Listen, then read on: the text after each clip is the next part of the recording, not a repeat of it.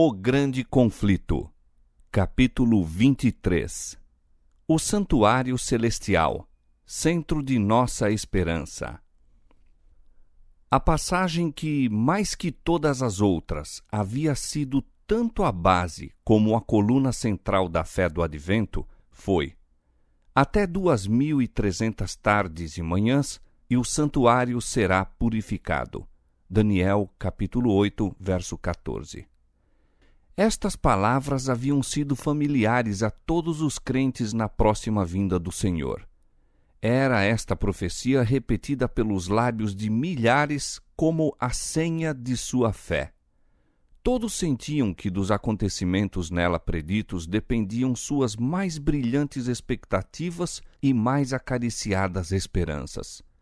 Ficara demonstrado que esses dias proféticos terminariam no outono de 1844. Em conformidade com o resto do mundo cristão, os adventistas admitiam, nesse tempo, que a terra, ou alguma parte dela, era o santuário. Entendiam que a purificação do santuário fosse a purificação da terra pelos fogos do último grande dia e que ocorreria por ocasião do segundo advento. Daí a conclusão de que Cristo voltaria à Terra em 1844. Mas o tempo indicado passou e o Senhor não apareceu. Os crentes sabiam que a palavra de Deus não poderia falhar. Deveria haver engano na interpretação da profecia. Onde, porém, estava o engano? Muitos cortaram temerariamente o nó da dificuldade, negando que os 2.300 dias terminassem em 1844. Nenhuma razão se poderia dar para isto, a não ser que Cristo não viera na ocasião em que o esperavam. Argumentavam que, se os dias proféticos houvessem terminado em 1844, Cristo teria então voltado para purificar o santuário mediante a purificação da terra pelo fogo. E, visto que ele não aparecera, os dias não poderiam ter terminado. Aceitar esta conclusão equivalia a renunciar aos cômputos anteriores dos períodos proféticos. Verificara-se que os 2.300 dias começavam quando a ordem de Artaxerxes para a restauração e edificação de Jerusalém entrou em vigor no outono de 457 a.C. Tomando isto como ponto de partida, havia perfeita harmonia na aplicação de todos os acontecimentos preditos na explicação daquele período de Daniel, capítulo 9, versos 25 a 27. 69 semanas, os primeiros 483 anos dos 2.300, deveriam estender-se até o Messias, o ungido. E o batismo e unção de Cristo pelo Espírito Santo, no ano 27 de nossa era, cumpriu exatamente esta especificação. No meio da 70ª semana, o Messias deveria ser tirado. 13,5 anos depois de seu batismo, na primavera do ano 31, Cristo foi crucificado. As 70 semanas, ou 490 anos, deveriam pertencer especialmente aos judeus. Ao expirar este período, a nação selou sua rejeição de Cristo pela perseguição de seus discípulos, e no ano 34 os apóstolos voltaram-se para os gentios. Havendo terminado os primeiros 490 anos dos 2.300, restavam ainda 1.810 anos. Contando-se desde o ano 34 de nossa era, 1.810 anos se estendem até 1844. Então, disse o anjo, o santuário será purificado. Todas as especificações precedentes da profecia se cumpriram inquestionavelmente no tempo designado. Nesse cálculo, tudo era claro e harmonioso, exceção feita de não se ter visto em 1844 nenhum acontecimento que correspondesse à purificação do santuário. Negar que os dias terminaram naquele tempo equivalia a envolver em confusão todo o assunto e renunciar a posições que tinham sido estabelecidas por insofismáveis cumprimentos de profecia. Deus, porém, estivera a dirigir o seu povo no grande movimento adventista. Seu poder e glória haviam acompanhado a obra e ele não permitiria que ela finalizasse em trevas e desapontamento para que fosse vituperada como falsa excitação fanática. Não deixaria sua palavra envolta em dúvida e incerteza. Posto que muitos abandonassem a anterior contagem dos períodos proféticos, negando a exatidão do movimento nela baseado, outros não estavam dispostos a renunciar a pontos de fé e experiência que eram apoiados pelas Escrituras e pelo testemunho do Espírito de Deus. Criam ter adotado, no estudo das profecias, sólidos princípios de interpretação, sendo o seu dever reter firmemente as verdades já adquiridas e continuar o mesmo método de exame bíblico. Com fervorosa oração, examinaram sua atitude e estudaram as Escrituras para descobrir onde haviam errado. Como não pudessem ver engano algum no cômputo dos períodos proféticos, foram levados a examinar mais particularmente o assunto do santuário. Aprenderam em suas investigações que não há nas Escrituras prova que apoie a ideia popular de que a terra é o santuário. Acharam, porém, na Bíblia, uma completa explicação do assunto do santuário quanto à sua natureza, localização e serviços, sendo o testemunho dos escritores sagrados tão claro e amplo que punha o assunto acima de qualquer dúvida.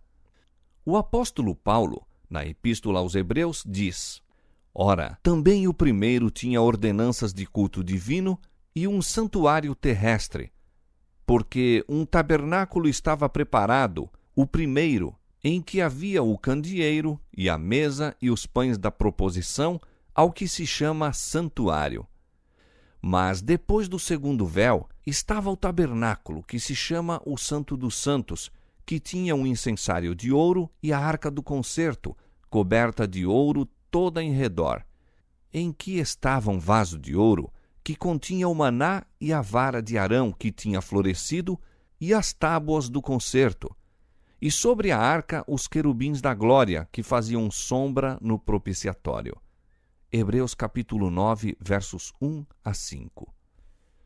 O santuário a que Paulo aqui se refere era o tabernáculo construído por Moisés, por ordem de Deus, como a morada terrestre do Altíssimo. E me farão um santuário e habitarei no meio deles.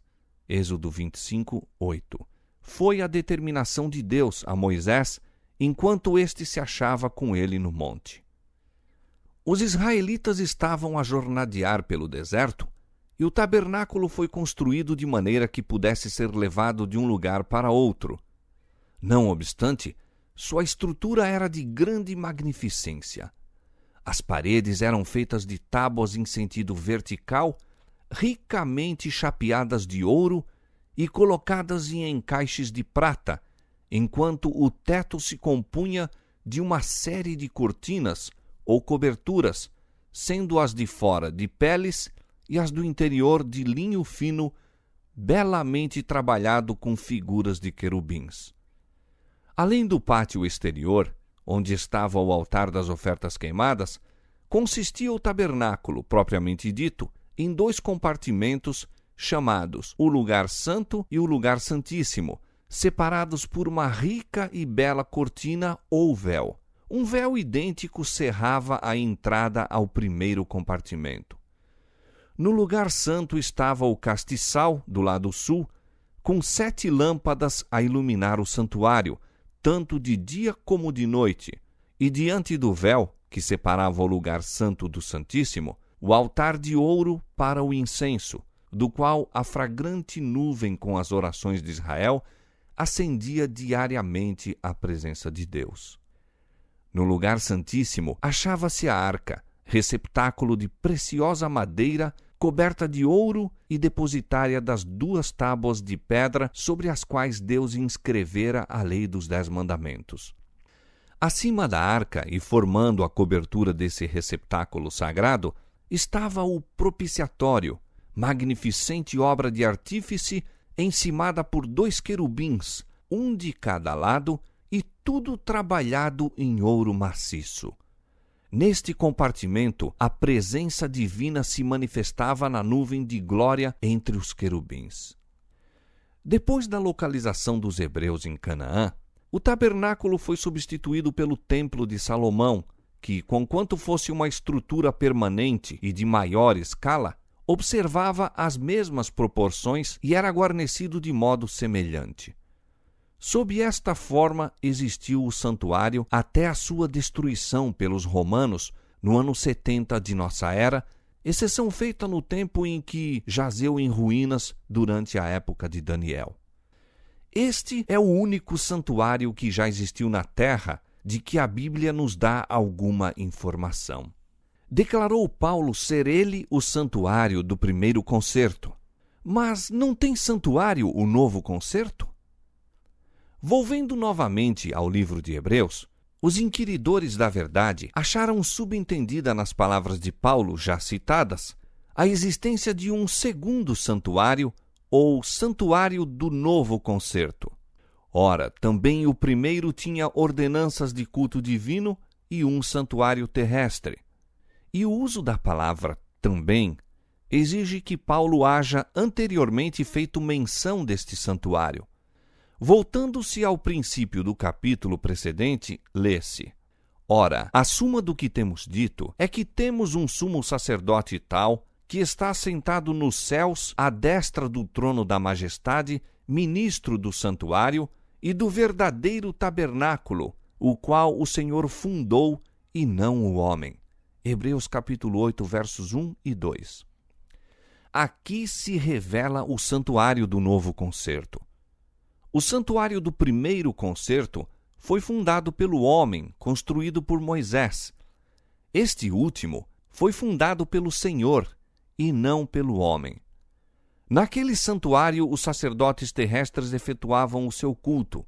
Neste, Cristo, nosso sumo sacerdote, ministra à destra de Deus. Um santuário estava na terra, o outro no céu. Demais, o tabernáculo construído por Moisés foi feito segundo um modelo.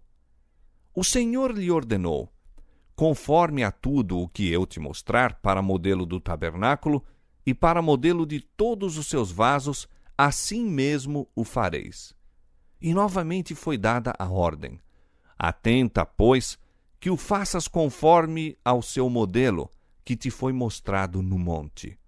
Êxodo capítulo 25, versos 9 e 40.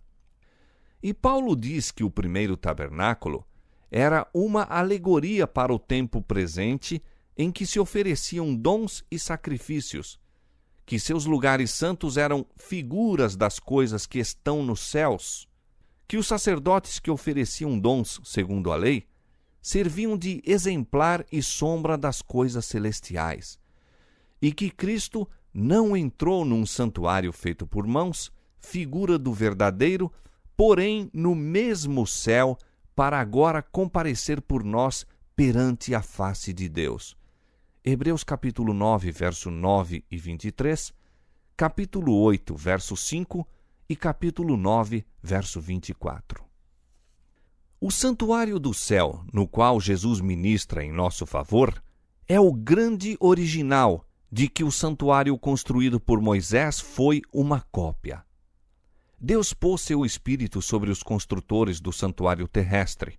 A habilidade artística patenteada no trabalho era uma manifestação da sabedoria divina. As paredes tinham a aparência de ouro maciço, refletindo em todas as direções a luz das 7 lâmpadas do castiçal de ouro. A mesa dos pães da proposição e o altar do incenso fulguravam como ouro polido.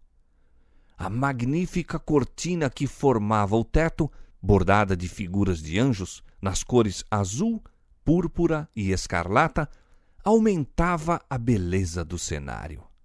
E além do segundo véu, estava o sagrado Shequiná, a visível manifestação da glória de Deus, ante a qual ninguém, a não ser o sumo sacerdote, poderia entrar e viver. O esplendor sem par do tabernáculo terrestre refletia à vista humana as glórias do templo celestial em que Cristo, nosso precursor, ministra por nós perante o trono de Deus. A morada do Rei dos Reis, em que milhares de milhares o servem e milhões de milhões estão em pé diante dele, sim, aquele templo, repleto da glória do trono eterno, onde serafins, seus resplandecentes guardas, velam a face em adoração. Não poderia encontrar na estrutura mais magnificente que hajam erigido as mãos humanas, senão pálido reflexo de sua imensidade e glória. Contudo, importantes verdades relativas ao santuário celestial e à grande obra ali levada a efeito pela redenção do homem eram ensinadas pelo santuário terrestre e seu culto. Os lugares santos do santuário celeste são representados pelos 2 compartimentos do santuário terrestre. Sendo em visão concedido ao apóstolo João vislumbrar o templo de Deus nos céus, contemplou ele ali 7 lâmpadas de fogo que, diante do trono, ardiam. Apocalipse capítulo 4, verso 5. Vi um anjo tendo um incensário de ouro, e foi-lhe dado muito incenso para o pôr com as orações de todos os santos sobre o altar de ouro que está diante do trono. Apocalipse 8, 3. Foi permitido ao profeta contemplar o primeiro compartimento do santuário celestial. E viu ele ali as 7 lâmpadas de fogo e o altar de ouro, representados pelo castiçal de ouro e altar de incenso do santuário terrestre. De novo, abriu-se no céu o templo de Deus, e ele olhou para dentro do véu interior ao lugar santíssimo.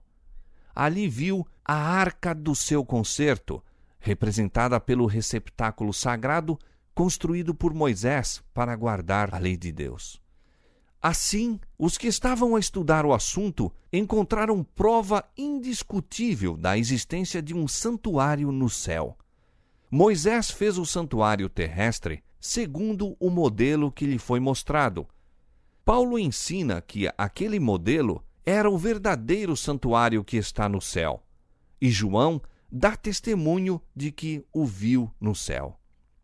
No templo celestial, morada de Deus, acha-se o seu trono estabelecido em justiça e juízo. No lugar santíssimo está a sua lei, a grande regra da justiça pela qual a humanidade toda é provada. A arca que encerra as tábuas da lei se encontra coberta pelo propiciatório, diante do qual Cristo, pelo seu sangue, pleiteia em prol do pecador. Assim se representa a união da justiça com a misericórdia no plano da redenção humana. Somente a sabedoria infinita poderia conceber esta união e o poder infinito realizá-la.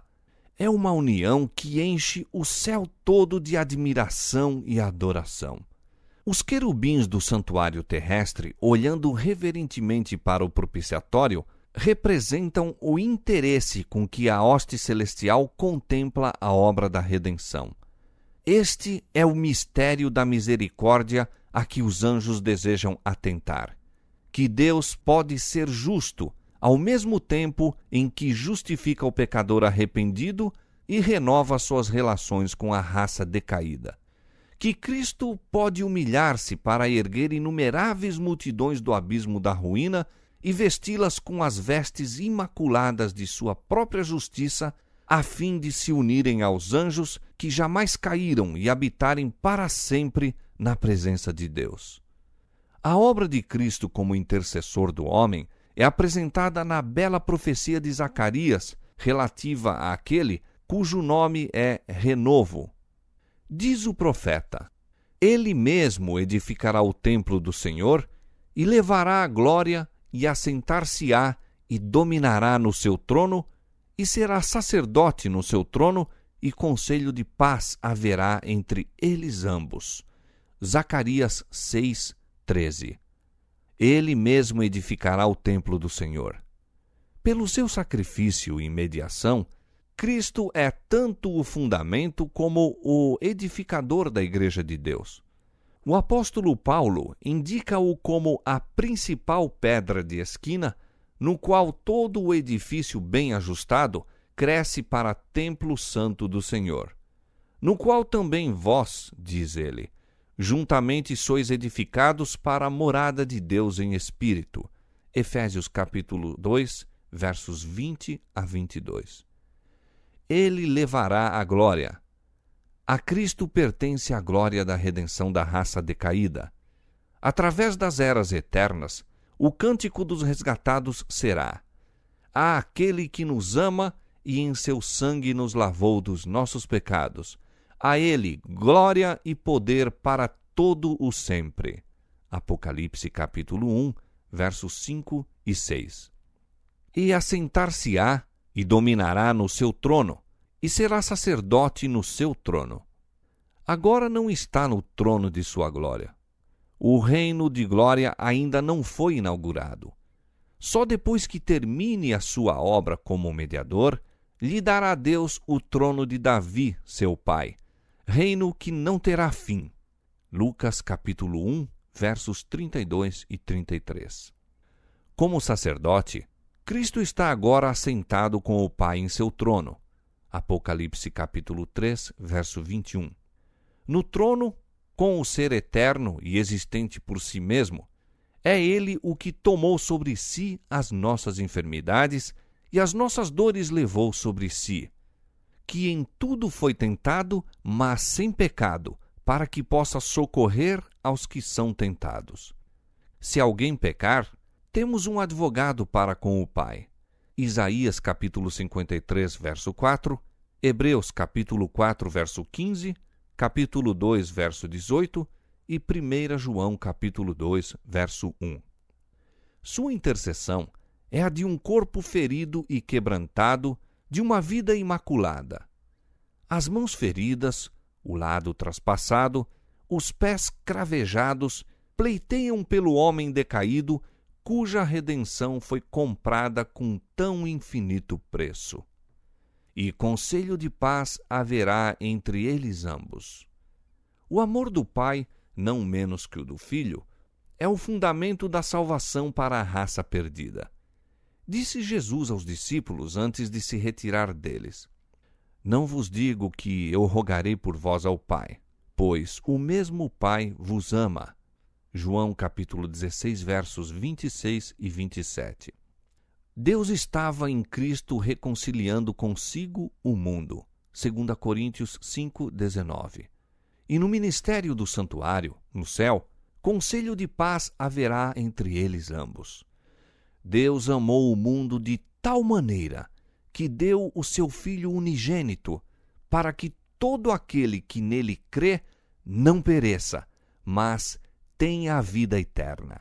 João capítulo 3, verso 16. A pergunta, que é o santuário, é claramente respondida nas Escrituras. O termo santuário, conforme é empregado na Bíblia, refere-se primeiramente ao tabernáculo construído por Moisés, como figura das coisas celestiais, e, em segundo lugar, ao verdadeiro tabernáculo, no céu, para o qual o santuário terrestre apontava. A morte de Cristo terminou o serviço típico. O verdadeiro tabernáculo, no céu, é o santuário do novo concerto. E, como a profecia de Daniel, capítulo 8, verso 14, se cumpre nesta dispensação, o santuário a que ela se refere deve ser o santuário do novo concerto. Ao terminarem os 2.300 dias, em 1844, já por muitos séculos não havia santuário sobre a terra. Destarte, a profecia, até 2.300 tardes e manhãs e o santuário será purificado, aponta inquestionavelmente para o santuário do céu. A questão mais importante, porém, ainda está para ser respondida. Que é a purificação do santuário? Que houve tal cerimônia com referência ao santuário terrestre, acha-se declarado nas Escrituras do Velho Testamento. Mas poderá, no céu, haver alguma coisa a ser purificada? No capítulo 9 de Hebreus, a purificação do santuário terrestre, bem como a do celestial, encontra-se plenamente ensinada.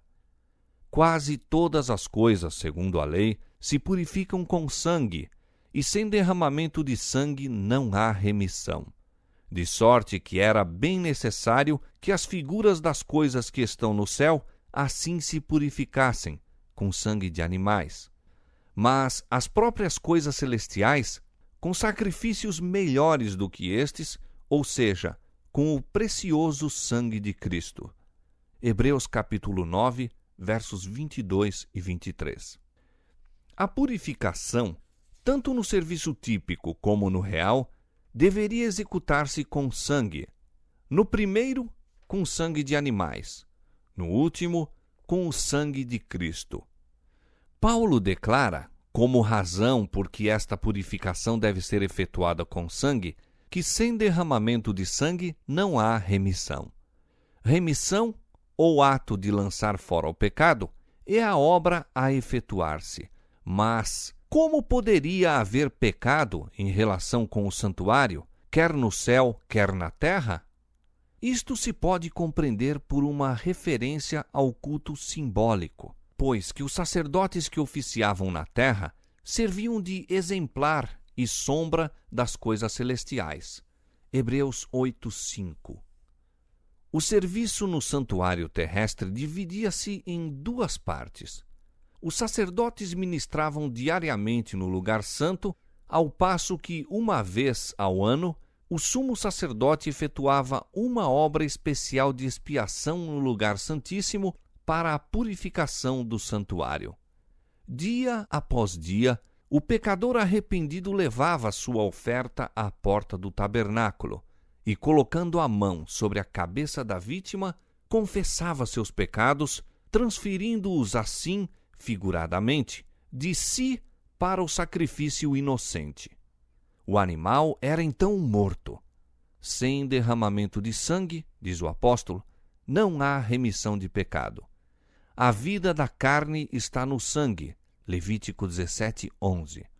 A lei de Deus, sendo violada, exige a vida do transgressor. O sangue, representando a vida que o pecador perdera, pecador cuja culpa a vítima arrostava, era levado pelo sacerdote ao lugar santo e aspergido diante do véu, atrás do qual estava a arca, contendo a lei que o pecador transgredira. Por esta cerimônia, o pecado transferia-se mediante o sangue, em figura, para o santuário. Em alguns casos, o sangue não era levado para o lugar santo, mas a carne deveria então ser comida pelo sacerdote, conforme Moisés determinou aos filhos de Arão, dizendo: O Senhor deu a vós para que levasseis a iniquidade da congregação. Levítico 10:17. Ambas as cerimônias simbolizavam, de igual modo, a transferência do pecado do penitente para o santuário. Esta era a obra que, dia após dia, se prolongava por todo o ano. Os pecados de Israel eram assim transferidos para o santuário e uma obra especial se tornava necessária para sua remoção. Deus ordenou que fosse feita expiação para cada um dos compartimentos sagrados. Fará expiação pelo santuário por causa das imundícias dos filhos de Israel e das suas transgressões, segundo todos os seus pecados. E assim fará para a tenda da congregação, que mora com eles no meio das suas imundícias. Devia também ser feita expiação pelo altar, para o purificar e santificar das imundícias dos filhos de Israel. Levítico capítulo 16, versos 16 e 19. Uma vez por ano, no grande dia da expiação, o sacerdote entrava no lugar santíssimo para a purificação do santuário. A obra ali efetuada completava o ciclo anual do ministério. No dia da expiação, 2 bodes eram trazidos à porta do tabernáculo e lançavam-se sortes sobre eles, uma sorte pelo Senhor e a outra sorte pelo bode emissário. Levítico capítulo 16, verso 8. O bode sobre o qual caía a sorte do Senhor deveria ser morto como oferta pelo pecado do povo. E devia o sacerdote trazer o sangue do bode para dentro do véu e aspergi-lo sobre o propiciatório e diante do propiciatório. Devia também aspergir o sangue sobre o altar de incenso que estava diante do véu. E Arão porá ambas as suas mãos sobre a cabeça do bode vivo, e sobre ele confessará todas as iniquidades dos filhos de Israel e todas as suas transgressões, segundo todos os seus pecados. E os porá sobre a cabeça do bode, e enviá-lo-á ao deserto pela mão de um homem designado para isso. Assim, aquele bode levará sobre si todas as iniquidades deles à terra solitária. Levítico capítulo 16, verso 21 e 22. O bode emissário não mais vinha ao acampamento de Israel, e exigia-se que o homem que o levara lavasse com água a si e suas vestes antes de voltar ao acampamento. Toda esta cerimônia tinha por fim impressionar os israelitas com a santidade de Deus e o seu horror ao pecado. E demais, mostrar-lhes que não poderiam entrar em contato com o pecado sem se poluir. Exigia-se que, enquanto a obra de expiação se efetuava, cada homem afligisse a alma. Todas as ocupações deviam ser postas de parte, e toda a congregação de Israel passar o dia em solene humilhação diante de Deus, com oração, jejum e profundo exame de coração. Importantes verdades concernentes à expiação eram ensinadas pelo culto típico.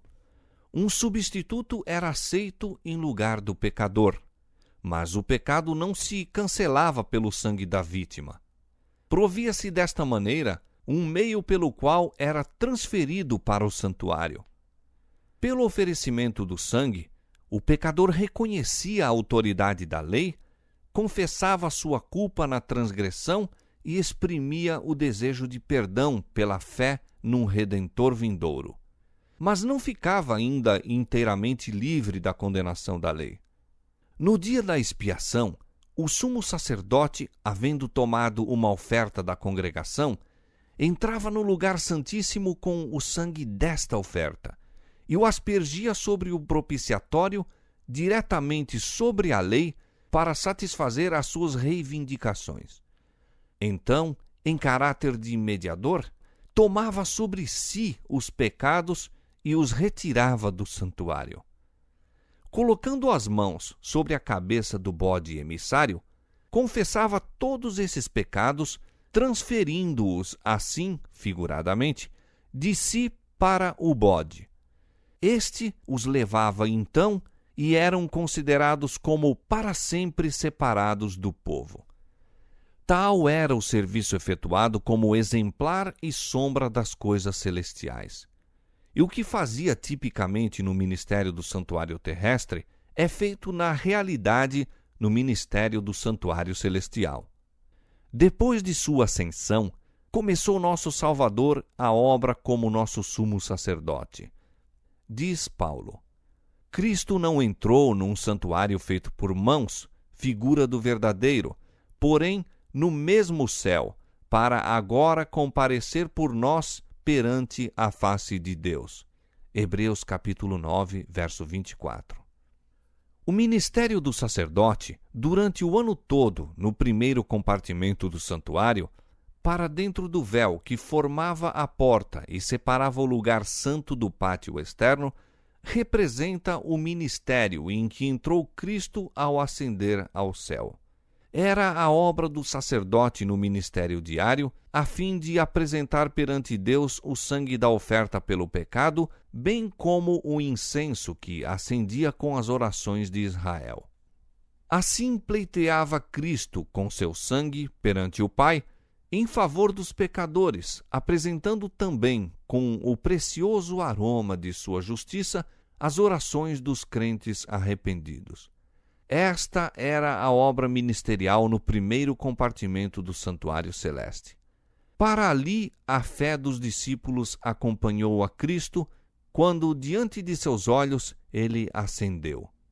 Ali se centralizara sua esperança, e esta esperança, diz Paulo, temos como âncora da alma segura e firme, e que penetra até o interior do véu, onde Jesus, nosso precursor, entrou por nós, feito eternamente sumo sacerdote. Nem por sangue de bodes e bezerros, mas por seu próprio sangue entrou uma vez no santuário, havendo efetuado uma eterna redenção. Hebreus capítulo 6, verso 19 e 20, capítulo 9, verso 12. Durante 18 séculos, este ministério continuou no primeiro compartimento do santuário. O sangue de Cristo, oferecido em favor dos crentes arrependidos, assegurava-lhes perdão e aceitação perante o Pai. Contudo, ainda permaneciam seus pecados nos livros de registro. Como no serviço típico havia uma expiação ao fim do ano, semelhantemente, antes que se complete a obra de Cristo para a redenção do homem, há também uma expiação para tirar o pecado do santuário.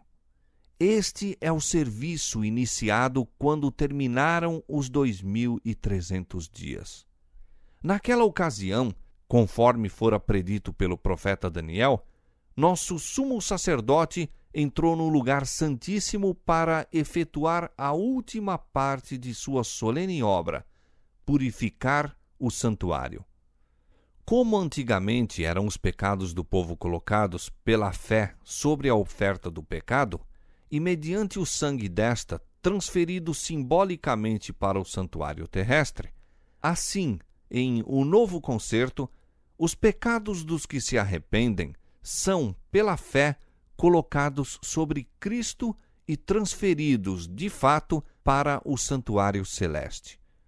E como a purificação típica do santuário terrestre se efetuava mediante a remoção dos pecados pelos quais se poluíra, igualmente, a purificação real do santuário celeste deve efetuar-se pela remoção ou apagamento dos pecados que ali estão registrados. Mas, antes que isso se possa cumprir, deve haver um exame dos livros de registro para determinar quem, pelo arrependimento dos pecados e fé em Cristo, tem direito aos benefícios de sua expiação. A purificação do santuário, portanto, envolve uma investigação, um julgamento. Isto deve efetuar-se antes da vinda de Cristo para resgatar seu povo, pois que, quando vier, sua recompensa estará com ele para dar a cada um segundo as suas obras. Apocalipse capítulo 22, verso 12. Desta arte, os que seguiram a luz da palavra profética viram que, em vez de vir Cristo à Terra, ao terminarem em 1844 os 2.300 dias, ele entrou então no lugar santíssimo do santuário celeste a fim de levar a efeito a obra final da expiação preparatória à sua vinda. Verificou-se também que, ao passo que a oferta pelo pecado apontava para Cristo como um sacrifício, e o sumo sacerdote representava a Cristo como um mediador, o bode emissário tipificava Satanás, autor do pecado, sobre quem os pecados dos verdadeiros penitentes serão finalmente colocados. Quando o sumo sacerdote, por virtude do sangue da oferta pela transgressão, removia do santuário os pecados, colocava-os sobre o bode emissário. Quando Cristo, pelo mérito de seu próprio sangue, remover do santuário celestial os pecados de seu povo, ao encerrar-se o seu ministério, ele os colocará sobre Satanás, que na execução do juízo deverá arrostar a pena final. O bode emissário era enviado para uma terra não habitada, para nunca mais voltar à congregação de Israel. Assim, será Satanás para sempre banido da presença de Deus e de seu povo, e eliminado da existência na destruição final do pecado e dos pecadores.